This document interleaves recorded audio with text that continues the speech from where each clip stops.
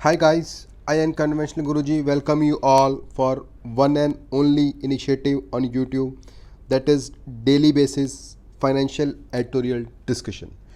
यहाँ हम daily base पे financial newspapers like Economics Times, Livemint, Financial Express, Business Standard, Business Line के article daily basis पे discuss करते हैं. Kindly subscribe my channel for early notification of my videos. ये आपके RBI, SEBI, NABARD, UPSC, SBI, NIBPS, PO जैसे exams के लिए important है. टुडे इज़ 24 जून एंड आज जो आर्टिकल है हमारा फाइनेंशियल एक्सप्रेस का आर्टिकल है, that is based on India का जो मैन्युफैक्चरिंग सेक्टर है. Because why can't we making our manufacturing sector globally competitive. एक और आर्टिकल जो इकोनॉमिक्स टाइम्स में आया था, that is tap into work supply demand. इसमें लेबर रिफॉर्म्स के बारे में, लेबर के बारे में डिटेल में डिस्कशन किया गया है. अच्छा आर्टिकल है, इसे भी हम डिस्कस करेंगे. एक आर्टिकल जो कि बहुत इंपॉर्टेंट है, बिजनेस स्टैंडर्ड में आया था, that is monetary policy for exceptional times. अभी के क्राइसिस में जो कोविड-19 के क्राइसिस आए हैं, इसमें इकोनॉमिक क्राइसिस को हैंडल करने के लिए मॉनेटरी पॉलिसी किस टाइप की होनी चाहिए. एक आर्टिकल जो कि लाइवमेंट में आया था, दैट इज़ हमारा जो फॉरेन पॉलिसी है उसके बारे में बताया गया था. कुछ एक दो कमी बताई गई थी जो मैं आपको शॉर्टली बता देता हूँ, और एग्ज़ाम पर्सपेक्टिव से कोई इंपॉर्टेंट पॉइंट्स नहीं थे. इस आर्टिकल में ये बोला गया था कि आज भी हम अपनी फॉरेन पॉलिसी के लिए जो ब्यूरोक्रेट्स हैं उन पे डिपेंड करते हैं. जो फॉरेन ब्यूरोक्रेट्स हैं जो इंडियन फॉरेन सर्विसेज में होते हैं. जैसे आप सिंपल एग्जांपल लीजिए, एक डॉक्टर है, आपकी बीमारी का इलाज कर देता है, तो वो डॉक्टर अपने फील्ड में एक्सपर्ट है, बट जैसे नया क्राइसिस आया कोविड-19 का, तो वो डॉक्टर्स इसका इलाज नहीं कर पाए. क्यों? क्योंकि उसके पीछे की जो रिसर्च होती है, दवाई कौन सी होनी चाहिए, वो रिसर्च टीम वीक है. सिमिलरली हम फॉरेन पॉलिसी की बात करें, bureaucrats are like doctor. At present क्या क्राइसिस आए हैं जो कि आते रहे हैं, they can manage that crisis. पर हम बात करते हैं कि कुछ नया चीज़ आता है, जैसे लद्दाख पे अभी टेंशन है इंडिया चाइना के बीच में, तो हमने कभी रिसर्च नहीं किया चाइना का या अदर कंट्रीज़ जो हमारी नियर बाई थी उस पर कभी रिसर्च नहीं किया. उनके कल्चरल क्या है, क्या थ्योरी रही है, क्या कम्युनिस्ट पार्टी ऑफ चाइना चाहती है, इन चीज़ों पे हम रिसर्च में लैग करते हैं. हमें इस चीज़ पे फोकस करना चाहिए. तो यही इंपॉर्टेंट पॉइंट्स है इस आर्टिकल के. तो आज जो हमारा पहला आर्टिकल है, दैट इज़ बिजनेस स्टैंडर्ड का आर्टिकल है, that is monetary policy for exceptional times.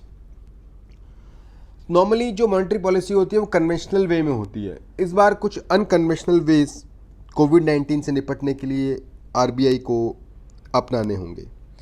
वो अनकन्वेंशनल वेज क्या हो सकते हैं? लाइक असेट्स परचेज करने चाहिए आरबीआई को. प्राइवेट कंपनीज़ के जो कॉर्पोरेट बॉन्ड्स होते हैं, कमर्शियल पेपर होते हैं, इन्हें आरबीआई को परचेज करना चाहिए. 1 पॉइंट. परचेज प्रोग्राम, जो डिफरेंट कंपनी के असेट्स हैं वो आरबीआई को परचेज करने चाहिए. बैंक्स के असेट्स परचेज करने चाहिए, जिससे मार्केट में मनी इनफ्लो होगा. और आरबीआई को जो अपनी, आप देखते होंगे कि जो मॉनेटरी पॉलिसी होती है that is normally short term. Long term monetary policy बनानी चाहिए, बिकॉज कोविड के क्राइसिस का जो इकोनॉमिक इम्पैक्ट है, जो इकोनॉमिक स्लो डाउन है, जीडीपी स्लो डाउन है, वो शॉर्ट टर्म में नहीं जाना है. It will take 2 to 3 years. So policy थोड़ी लंबी होनी चाहिए. क्वांटिटेटिव ईजिंग ऑफ फाइनेंस होना चाहिए. क्वांटिटेटिव ईजिंग ऑफ फाइनेंस क्या होता है? जैसे आपने देखा होगा आरबीआई ओपन मार्केट ऑपरेशंस करती है, ठीक है. वो जो होता है ओपन मार्केट ऑपरेशन, उसमें RBI treasury bills, treasury securities खरीदती है. That is based on short term के लिए. अगर यही काम आरबीआई लॉन्ग टर्म बॉन्ड्स खरीदेगी, ओपन मार्केट ऑपरेशन टाइप ही आप कह सकते हैं, क्वांटिटेटिव ईजिंग होता है, पर दैट इज़ लॉन्ग टर्म के लिए होता है थोड़ा सा. इस चीज़ का आरबीआई की बैलेंस शीट पे इम्पैक्ट पड़ता है क्वांटिटेटिव ईजिंग का. ये बेसिकली दो डिफरेंस थे. अब हम बात करते हैं अनकन्वेंशनल टूल और कौन से हो सकते हैं. LTRO, long term repo operation. Repo rate जो भी होता है या मॉनेटरी पॉलिसी जो होती है that is short term. Long term repo operations भी हम कर सकते हैं 2-3 साल के लिए, जिससे क्या होगा कि बैंक्स अश्योर हो जाएंगे कि इसी रेट पे हमें सरकार से लोन लेना है या आरबीआई से लोन लेना है, उस लोन को 2-3 साल के लिए उसी रेट पे मिलता रहेगा तो बैंक्स में कॉन्फिडेंस आएगा, मार्केट सेंटिमेंट्स अच्छे होंगे, मार्केट में कॉन्फिडेंस आएगा। देन जो बैंक्स बाकी और जगह से उधार लेती होंगी वो नहीं लेंगी, क्योंकि उनको वो उधार जो होता है पैसा वो महंगा मिलता है, बैंक्स को आरबीआई से इजीली सस्ते रेट पे मिल जाएगा अगर हम लॉन्ग टर्म रेपो ऑपरेशंस की बात करते हैं तो।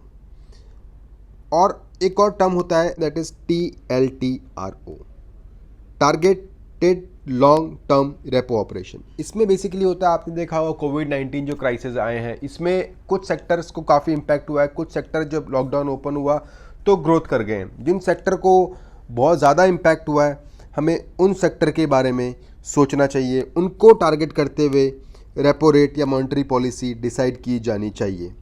ऑपरेशन ट्विस्ट 1961 में ऑपरेशन ट्विस्ट चलाया था, इसका नाम ऐसे कैसे पड़ा कि उसमें LTRO और TLTRO दोनों के कॉम्बिनेशन मिक्स होते हैं। इसमें आप शॉर्ट टर्म भी मॉनेटरी पॉलिसी बना सकते हैं और लॉन्ग टर्म भी बना सकते हैं। तो जो मॉनेटरी पॉलिसी उसमें बनाई गई उससे जो यील्ड आया उसका ग्राफ जब बनाया गया हल्का वो ग्राफ ट्विस्टिंग था, तो उस समय मीडिया ने इसका नाम ऑपरेशन ट्विस्ट रख दिया। That is near by based on 1961 US में ये हुआ था। असिमेट्रिकल रेपो रेट कट, आपने रिसेंट में देखा होगा RBI normally 0.25 repo rate cut किया करता था। That is not a fix, convention ये रहता था। रिसेंट में आरबीआई ने 0.35 बेसिस पॉइंट का भी रेपो रेट कट किया। तो सिमिलरली ऐसे repo rate cut asymmetrical way में भी आरबीआई कर सकता है। तो these kind of tools are unsymmetrical tools. If you talk about large borrowings, इस साल क्या होगा कि कोविड-19 की क्राइसिस में सेंट्रल गवर्नमेंट स्टेट गवर्नमेंट दोनों ही लार्ज बोरोइंग करेंगी, उधार लेंगी मार्केट से, मे बी अपनी सिक्योरिटीज़ बेच के या कुछ भी करके, काफ़ी वेज होते हैं उनसे ये करेंगे। देन क्या हो सकता है कि एक वे हो सकता है कि डेफिसिट मोनेटाइजेशन ये लोग करने लगे। जो सरकार का जो डेफिसिट होगा, सरकार आरबीआई से अगर पैसे ले ले, that is called direct deficit monetisation. अब आरबीआई से पैसे कैसे लेती है? नॉर्मली सरकार को उधार लेना होता है, that is ways and mean advance के अंतर्गत आरबीआई से उधार लेती है। That is one of the one way. अगर आरबीआई से डायरेक्ट ही बिना कोई अपने बॉन्ड रखे या कोई असेट रख के या बिना किसी गोल्ड के उधार ले ले, दैट इज़ डेफिसिट मोनेटाइजेशन। ये करना नॉर्मली सही नहीं है। इससे क्या इम्पैक्ट होता है कि जो आरबीआई का जो ट्रस्ट है, आरबीआई पे जो ट्रस्ट है लोगों का या इंटरनेशनल इन्वेस्टर्स का, कि अगर उनको कुछ प्रॉब्लम हुआ, पैसे का इन्वेस्टर ने इन्वेस्ट किया है, अगर कंट्री ने कुछ दिक्कत आई, कुछ वॉर हो गया, तो आरबीआई के पास जो गोल्ड रिजर्व्स पड़े हैं या आरबीआई के पास जो रिजर्व्स पड़े हैं या एसेट्स पड़े हैं, उनके बेस पे उनको पैसा मिल सकता है। तो एक ट्रस्ट रहता है इन्वेस्टर्स में, तो वो ट्रस्ट कहीं कहीं डगमगाएगा। अब क्या होगा कि अगर गवर्नमेंट बहुत ज़्यादा पैसे आरबीआई से ले लेगी तो मार्केट में बहुत लिक्विडिटी आ जाएगा। और आज की तारीख में आप देखते हैं कि डिमांड नहीं है चीज़ों की, मार्केट में बैंक्स लोन देने को तैयार हैं। आपने देखा होगा कि एसबीआई के चेयरमैन ने स्टेटमेंट दिया था, हम पैसे देने को तैयार हैं, हमसे कोई पैसे ले नहीं रहा है। तो मार्केट में लोग पैसे नहीं लेना चाह रहे हैं, तो डिमांड इतनी है नहीं। अगर बहुत पैसा मार्केट में आ जाएगा तब उस पैसे की रिक्वायरमेंट है जब डिमांड हो। अब बात करते हैं कि जब डिमांड नहीं है तो बैंक्स लोन नहीं दे पा रहे हैं, तो बैंक्स वो पैसे क्या कर रहे हैं? बैंक उस पैसे को आरबीआई के पास पार्क कर दे रहे हैं एज एन रिवर्स रेपो की फॉर्म में। रिवर्स रेपो वो रेट होता है जिस पे बैंक आरबीआई को लोन देते हैं, that is opposite to repo rate. अब जो मनी मल्टीप्लाइंग फैक्टर होता है, मतलब कि मनी मेक्स मनी, पैसा पैसा बनाता है, पैसे से पैसा बनता है, ये नहीं हो पा रहा है। क्यों? क्योंकि बैंक जब किसी को लोन देगी, लोन से इंटरेस्ट आएगा, उस पैसे को इन्वेस्ट किया जाएगा, तो उससे पैसे से पैसा बनेगा। पर बैंक्स लोग लोन नहीं दे रहे हैं या बैंक्स इन्वेस्ट नहीं कर पा रहे हैं अभी, तो मनी मल्टीप्लाइंग फैक्टर भी काफ़ी लो हो गया है। अब जो नॉर्मली कन्वेंशनल मॉनेटरी पॉलिसी होती है, that is based on output, कितना आया किसी फर्म का, प्राइस बेस पे या मनी बेस पे होती है। कभी भी वेलोसिटी ऑफ मनी का जिक्र मॉनेटरी पॉलिसी में नहीं किया जाता है। What is velocity of money? Simple, आप देखते हैं कि सपोज आरबीआई के पास पैसा है, आरबीआई ने बैंक को लोन दिया, तो एक पैसे का फ्लो हुआ आरबीआई से लेके बैंक के बीच में, that is velocity of money. फिर आरबीआई ने किसी पर्सन को लोन दिया, फिर एक पैसे का फ्लो हुआ बैंक टू पर्सन, पर्सन ने आगे कहीं इन्वेस्ट किया, फिर उस पैसे से और कहीं इन्वेस्टमेंट किया गया, तो एक सर्कल तैयार हुआ, एक पैसे का फ्लो बना रहा। अगर कहीं भी ये सर्कल टूटता है, वेलोसिटी ऑफ मनी टूटता है, तो क्या होता है कि आप एक जगह होर्डिंग हो जाएगा पैसे का। सपोज आज की तारीख में हम बात करते हैं कि बैंक से लोग लोन नहीं देना चाह रहे हैं, तो बैंक के पास वो पैसा इकट्ठा हो गया है, तो velocity of money near by zero हो गया है। तो सरकार को इस चीज़ पे भी सोचना चाहिए, अपनी मॉनेटरी पॉलिसी जो कन्वेंशनल है उसको अनकन्वेंशनल इस वे में और चेंज किया जा सकता है, वेलोसिटी ऑफ मनी के बारे में सोच के। हमने ऊपर बात की कि आरबीआई से डायरेक्ट मोनेटाइजेशन सरकार कर ले, पर ये करना अच्छा नहीं है। ये सपोज सरकार आरबीआई से फिर भी पैसे लेती है, तो एक क्लियर पॉलिसी होनी चाहिए कि उन फंड्स का कहाँ यूज़ होगा, एग्जिट प्लान क्या होगा। सपोज आरबीआई पैसे नहीं देना चाहती है एक लेवल पे, आरबीआई को लगता है कि ये सही नहीं है, तो एग्जिट प्लान क्या होगा। आरबीआई ने डेफिसिट मोनेटाइजेशन ऐसा नहीं कि पहली बार करेगी, पहले भी आरबीआई कर चुकी है 1994 और 1997, 1997 में भी आरबीआई सिमिलर चीज़ कर चुका है। अब जो हमारा next article that is tap into work supply demand, ये था इकोनॉमिक्स टाइम्स का आर्टिकल। अभी आपने देखा होगा कोविड-19 क्राइसिस आए, लेबर जहाँ काम करते थे वहाँ से वापस अपने गांव की तरफ जाने लगे, वापस रिवर्स माइग्रेशन होने लगा लेबर्स का। ऐसा क्यों हुआ? क्योंकि जहाँ वो काम करते थे वहाँ जॉब सिक्योरिटी नहीं थी, उन्हें नहीं पता था कि उन्हें टाइम से पैसा मिलेगा, सैलरी मिलेगी। तो ये कुछ प्रॉब्लम्स थी जो कि अनएड्रेस्ड रह गई थी आज तक, जो कि अनऑर्गेनाइज सेक्टर की बहुत प्रॉब्लम्स थी। कोविड-19 ने इन चीज़ों को सामने लाया है। जब ये चीज़ें सामने आ गई है तो हमें इसे पॉजिटिव लेना चाहिए और इसमें क्या इम्प्रूवमेंट हो सकता है इसके बारे में सोचना चाहिए। क्या चैलेंजेस वर्कर फेस करते हैं, इन चीज़ों को हमें देखना होगा। हमारे पास एक सेंट्रल डेटाबेस ऑफ माइग्रेंट्स नहीं है, कौन किस गांव से किस सिटी में कहाँ काम कर रहा है, क्या काम कर रहा है, कितना इसको पैसा मिल रहा है, ये डेटाबेस हमारे पास नहीं है। जबकि इस डेटाबेस के बारे में क्लियरली गाइडलाइंस थी इंटरस्टेट माइग्रेंट वर्कर एक्ट 1979 में, पर सरकार इस डेटाबेस को मेंटेन नहीं कर पाई। एनी हाउ इसे हमें मेंटेन करना चाहिए। जो लेबर लॉज हैं सिंप्लीफाइड किए जाने चाहिए, बिकॉज लेबर लॉज थोड़े पुराने हो चुके हैं। एम्प्लॉयर जो है, जो बेसिकली लेबर्स को काम दे रहा है, जो एंड यूज़र एम्प्लॉयर है, उसे मोर अकाउंटेबल होना चाहिए। जो कंप्लाइंसेस हैं, जो रेगुलेशंस हैं, उनको फॉलो करना चाहिए, मोर अकाउंटेबल होना चाहिए, जिम्मेदारी तय की जानी चाहिए। लेबर्स बेसिकली अनएजुकेटेड होते हैं, अपने जो वेलफेयर है, जो उनके अधिकार हैं, उनसे वो लोग अनअवेयर रहते हैं। इन्हीं चीज़ का फ़ायदा उठाकर उनका शोषण किया जाता है, उनको एक्सप्लॉइट किया जाता है।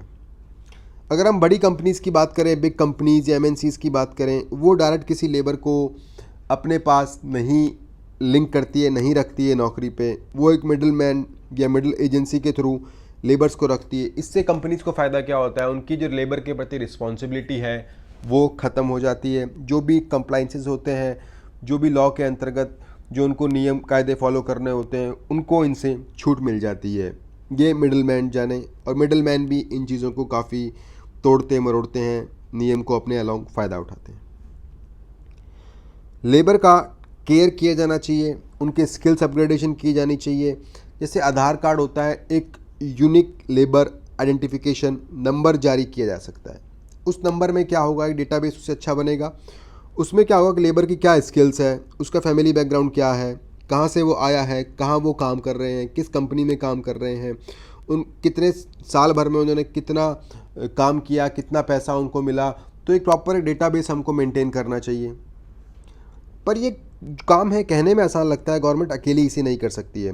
स्टेट लेवल पे इसका, डिस्ट्रिक्ट लेवल पे, इवन जो पंचायत, जिस गांव से लेबर आते हैं वहाँ पे इनका डेटाबेस मेंटेन होना चाहिए। हमारे गांव के लेबर यहाँ गए हैं, पूरा डेटाबेस मेंटेन होना चाहिए। और जो एंड एम्प्लॉयर है, जो एंड लेबर की कंपनी में जो काम कर रहे हैं, जैसे हमने बात की थी एमएनसीज जो होती है, इनकी रिस्पॉन्सिबिलिटीज़ तय की जानी चाहिए। लेबर रिफॉर्म्स के लिए, लेबर वेलफेयर के लिए आपने क्या किया। जैसे कोविड-19 जैसे अगर कोई क्राइसिस आता है या लेबर माइग्रेशन का क्राइसिस हमें फ्यूचर में नहीं देखने को मिलेगा।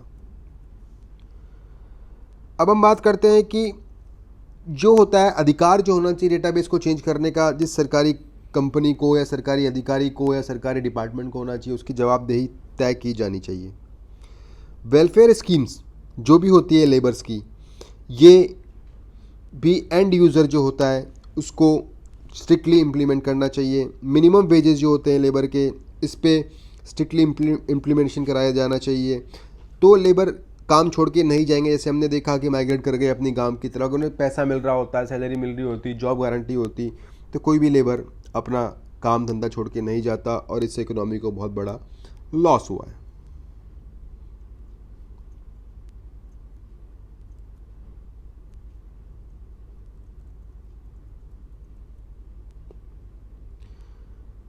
हमारा जो अगला आर्टिकल है that is making our manufacturing globally competitive. अभी हमने बात की, सरकार ने बोला कि आत्मनिर्भर भारत होगा। आत्मनिर्भर भारत को हम कैसे ग्लोबली ले जा सकते हैं, कुछ पॉइंट्स इसमें जिक्र किए गए। जब हमारा देश आज़ाद हुआ नियर बाई 1947, 1950 के आसपास जो पॉलिसीज़ हमने बनाई थी इंडस्ट्रियलाइजेशन के लिए, बेस्ड ऑन सोशलिज्म पे थी। उस समय इस चीज़ की नीड थी बिकॉज हमारे यहाँ काफ़ी इंफ्रास्ट्रक्चर नहीं था, इंडस्ट्रीज़ नहीं थी। उस समय जो लॉ बनाए गए थे आज भी वो चल रहे हैं, पर वो पुराने हो चुके हैं, उसे हमें रिफॉर्म्स करने की ज़रूरत है। ऐसा नहीं कि रिफॉर्म्स नहीं हुआ, हमने देखा कि जो इंडस्ट्री पॉलिसी जो 1991 में थी हमारी, रिवाइज़ हुई, पर फिर भी देखते हैं उससे आउटपुट क्या आया इतने सालों में आज़ादी के बाद। आउटपुट ये आया कि 14 से 16% ही हमारी जीडीपी का मैन्युफैक्चरिंग सेक्टर योगदान देता है। ओनली 14 से 16%, that is very less.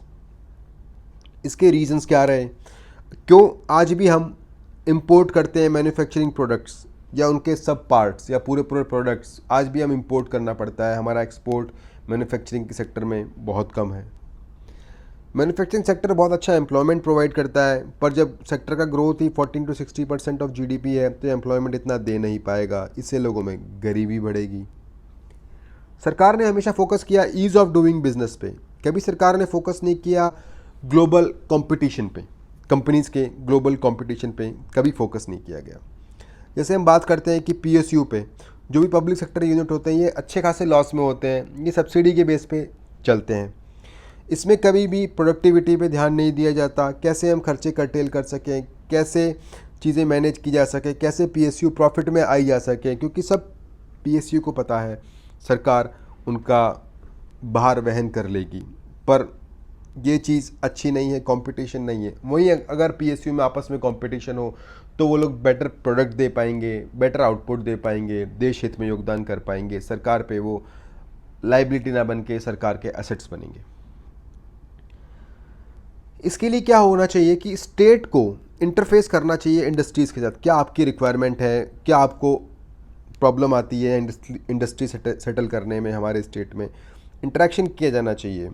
Government officials जो हैं आज की तारीख में फैसिलिटेट नहीं करते हैं प्राइवेट कंपनीज़ को। क्यों नहीं करते हैं, उसका रीज़न ये है कि गवर्नमेंट ऑफिशियल जो होते हैं डिसीजन मेकिंग बहुत लेट करते हैं, फाइलें पड़ी रहती हैं उनके पास, चीज़ें डिले हो जाती है।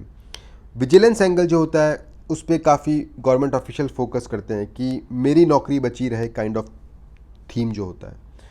इसमें क्या होता है कि डिसीजन ऐसे लिए जाते हैं, पॉलिसी ऐसे ड्राफ्ट की जाती है कि एम्प्लॉय कंपनी को फैसिलिटेट नहीं कर पाते हैं प्राइवेट कंपनीज़ को, और फिर जो ड्राफ्ट की है पॉलिसी उनका इंटरप्रिटेशन ऐसे निकाला जाता है, से फिर टैक्स लिटिगेशंस के मुद्दे बनते हैं, आर्बिट्रेशन, कंसिलिएशन, ये सब मुद्दे बनते हैं।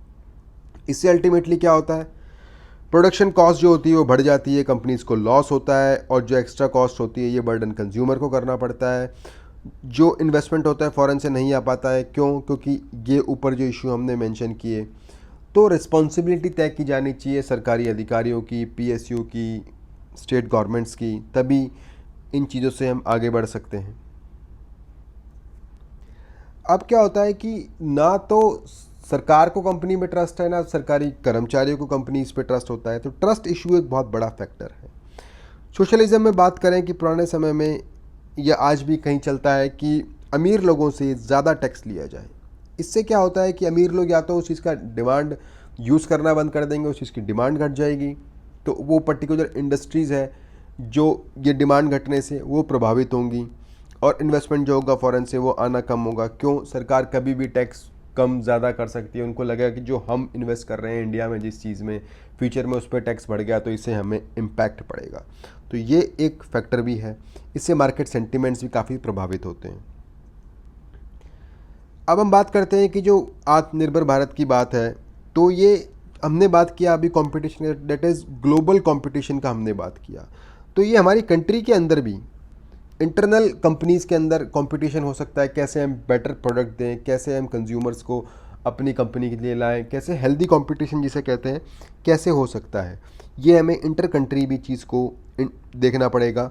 इससे एम्प्लॉयमेंट जनरेट होगा, देश की ग्रोथ होगी, और सारी कंपनीज़ या PSU हम पे लाइबिलिटी नहीं बनेंगे, they will be our assets.